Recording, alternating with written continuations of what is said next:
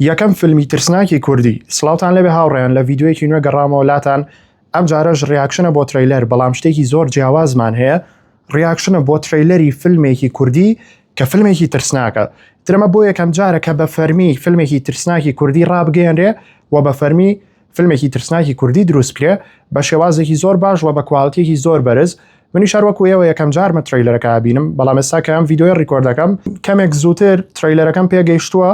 زۆر حەزەکەم کە ڤیدیۆیەکی ڕیاکشنی بۆ دروستکەم و بزانم چ شتێکیان بۆ بەرهەم هێناوین. ئێوە کاتێکم ڤیدیۆیە بینن کە کاتێک ترەیلەرەکەش بڵاوە بێتەوە لە سۆشڵ میدیاکانی خۆیان و فیلمەکە بە ناوی کفنەوەیە. زۆر باشە جەماعەت با ترەیلەرەکە دەست پێکەوە پێکەوە بینەری بین. ئۆکەی، سەرەتا لۆگۆی مێترۆنۆممان هەیە لە ڕووداوی ڕاستیەوە وەرگیراوە.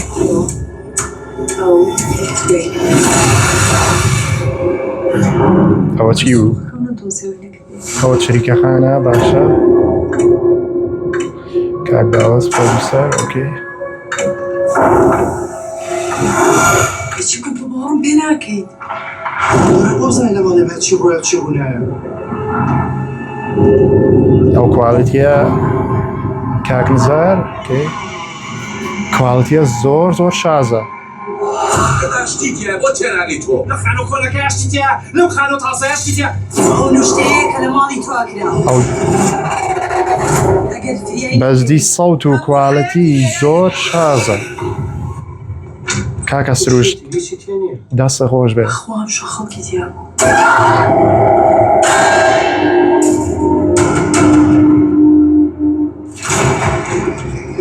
من لە ئەساسە بەتەڵە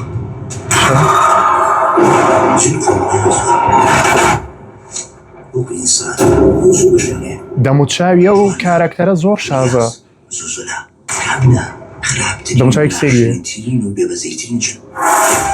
ئەمە چیکە لێرە؟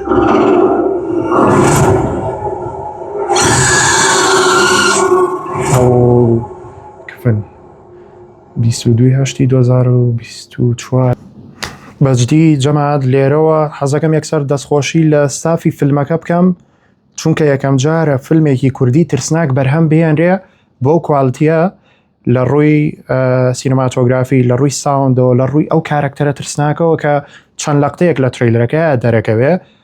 فەیسەکەی زۆر زۆر جوان دروست کراوەتەوە و پێوی دیارە ئیشی باشی تیاکراوە.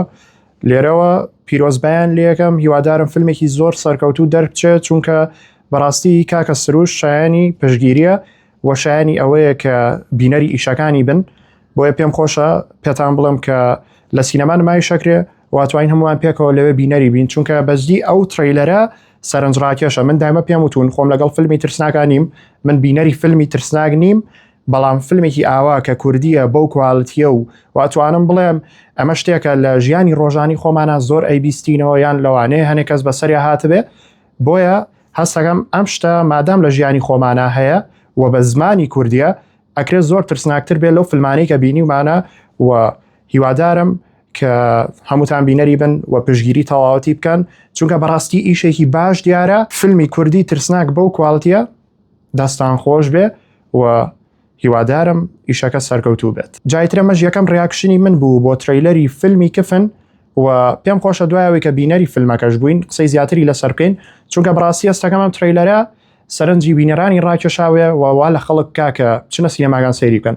بۆیە هەمووتان بینەری بن دوای ئەوەی کە فیلمەکە بە تەواوەتی لای هەمومانەوە بینرا. ئینشەڵڵا و کاتەش ڤیدیۆی لەسەرەکەمەوە و ڕای خۆمانی لەسەرڵین و ئێوەش بەشدار بن. ئێوە زۆر خۆشەویستن، خواتان لەگەڵ.